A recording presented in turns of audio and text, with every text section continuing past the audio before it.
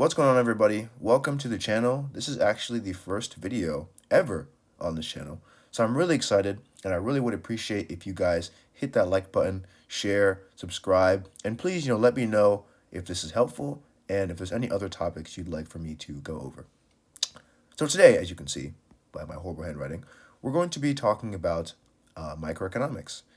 And I'm going to be giving you guys a brief little introduction and crash course into some important concepts that, as an economist, as a college kid in an econ course, as a high school kid in an AP econ course, you're likely going to run into these kind of concepts. And it really does help to have, outside lecture material. Sometimes teachers can be, very dry, maybe they go too fast. So it really does help to have things like this kind of supplementing your knowledge. So without further ado, let's get into it.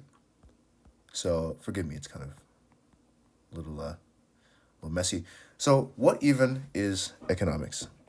So economics is a very diverse field of study.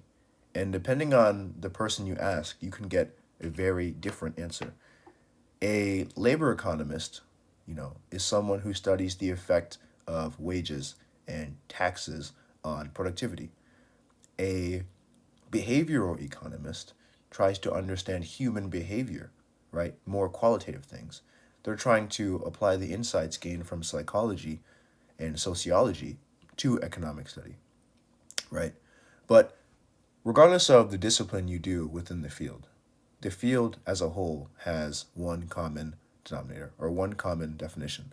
And that definition is that economics is the study of scarcity, as you see here. And all that means is that whether you're a firm, whether you're a collective, whether you're an institution, you're trying to achieve the optimal level of utility given a limited amount of resources. Optimal utility given limited resources. And when you see the word utility, as I have underlined here, all that means is satisfaction or happiness.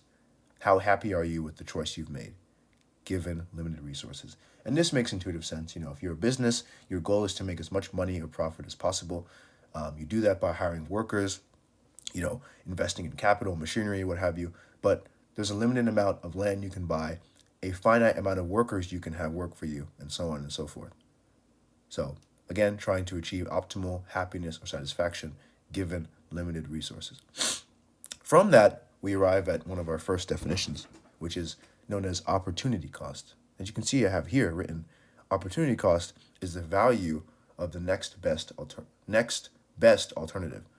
So think about this: if you're in school, for example, and you have the opportunity to either study for an exam or go to a party, and you decide to go to the party, the opportunity cost is the value of the next best alternative, which in this case is studying for the exam, right? So again, all about making choices. So then with economics, we ask, how do we as economics like to display this information? What can we do? We have all these definitions and stuff. We have the background, understanding of what it means. But how do we actually show things so we can teach people and make insights? And the way we do that is with models, right? And this is, again, makes intuitive sense in anything. In mathematics, there's models. Even something like psychology, there's models, there's graphs. But economics is very special because the graphs that they have are the best.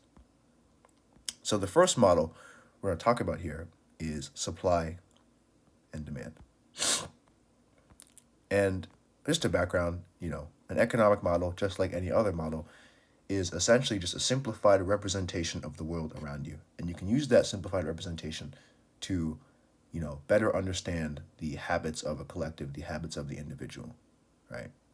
The thing with economics, though, is that because we're trying to understand the economy as a whole, we have to make assumptions, right? Assumptions about people, firms, and, the countries we're in. And we can get more into that in another video, but for the sake of this video, we're going to talk about supply and demand. So you can see here, I have two very simple and very ugly versions of a supply schedule on the right and a demand schedule on the left. As you can see, on the y-axis, on the vertical axis, we have the price, which would be the price of that given market, and the quantity, right? So in the concept or context rather of demand, you see that it has a negative slope. It's less than 1.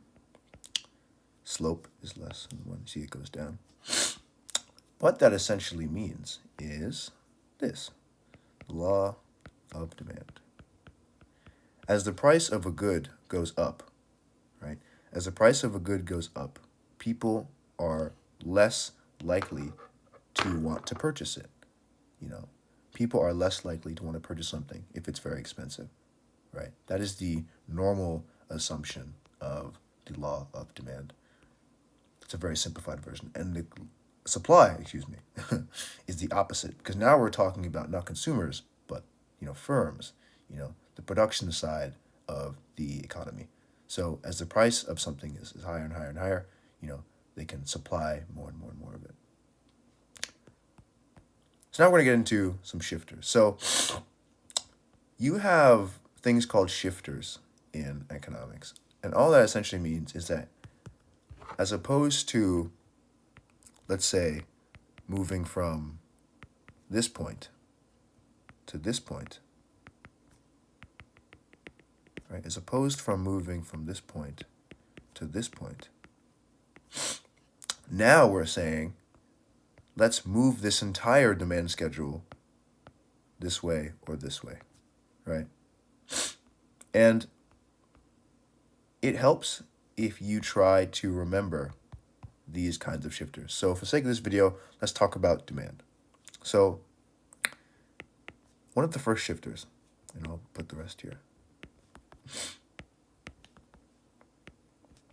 So the first shifter, again, shifter means something that can move this demand curve to the left or to the right. Shifter is number of consumers. Number of consumers. So let's say in a market for milk, right? This is our price Q. So this is our initial starting point, right? A, D1. In the market for milk, let's say there's a farmer's market, and usually 30 people go every weekend. 30 people, not too much, not too little, right? 30 people go. Then, next month, maybe the college kids come back to town, it's fall, people want to bring their girlfriends or boyfriends to the farmer's market. Now, they have 100 people showing up, right? So if there's 70 more people, if more people come, more people are infused into your market, what do you think will happen to demand? Will it go up? Will it go down? Exactly, viewer. It will go up because more people exist in the market, more people are there to demand your good, right? And if it's very rudimentary, but you have to get through it. So number of consumers. The second shifter that can shift demand either to the left or to the right is income. Now, this can be dived a bit deeper, or delved upon deeper, rather, because we get into some more definitions, right? So with income, you have two types of goods. You have normal and you have inferior. And what a normal good is, which is the assumption of most goods and most models in economics, the assumption is that as your income goes up, you're going to demand this good more, right? As you make more money, you're likely to want to buy more of these things. So if you can think of examples, I like to tell people, think of luxury items. Think of like a gaming computer, think of an iPhone, think of a cool headset you want to buy, things that are of good, strong quality that as you make more money, your purchasing power increases, so you can spend more of that discretionary income on those goods. And then conversely, inferior goods have an inverse relationship. As your income increases, your demand for the good decreases. I'll put luxury. So inferior, as your income rises, your demand for the good decreases. So for that, you'd think, cheap goods, things like, ramen noodles, like Dollar Tree, headsets, things like, I don't know why I'm thinking of headsets. Maybe I'm looking at one right now. Dollar Tree kind of good, cheap goods that once you, get out of that income bracket, you're not going to buy as much of those goods, right? So if your income rises and it's normal good, your demand would increase, right? Essentially. The number of consumers' income. Next is the price of related goods. Excuse me. So here again, we're going to dive a bit deeper. We have two types. We have substitutes,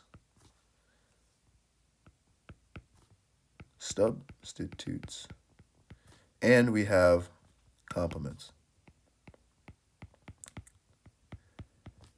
And again, I'll just go easy on the graphs right now. I'm just trying to get the definitions. Substitutes, think of something like Coke and Pepsi, right? Coke and Pepsi. These are antagonistic goods or substitute goods. If the price of Coke goes up, right, people are less likely to want to buy Coke. They're going to turn to Pepsi. So if the price of a substitute goes up, people are going to go for the other good, right? Because why would you spend your money on Coke when you know you can get Pepsi? It's the same thing in this example. I know people are going to argue, oh, it's different, blah, blah, blah, but whatever. Now, complements are the opposite. Complements, think milk and cereal. And in the context, again, we make assumptions. So, of course, you can buy milk and, use it for other stuff. And you can buy cereal and eat it without milk if you're crazy. But in the context of economics and trying to graph things and make aggregate assumptions, we assume that complements are taken one-to-one. You need one to have the other. Together they're mutually exclusive, I guess. I think that works there. So if you can't have milk, you can't have cereal, right? The price of milk goes up, you're not going to buy either. Right. Next, we have number of consumers, income, price-related goods, tastes, and preferences. Tastes and preferences is pretty self-explanatory. It's essentially just trying to apply a layer of, human preferences and behavior into this demand equation, right? If you have a affliction for, sweets and chocolate, you're going to prefer sweeter things, so your demand for those things will increase, right? And likewise, we have something called expectations. Excuse me.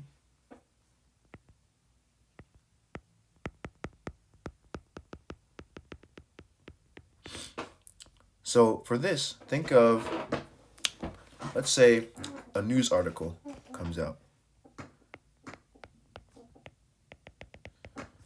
News article comes out. You're reading the headline, it says, milk causes obesity, right? Milk causes obesity. If you are, a person in America or whatever, and you read that, you're obviously going to be very shocked, and you're not going to buy milk. So think of that on an aggregate collective scale. That would cause the demand for milk to fall drastically, because people have an expectation or, a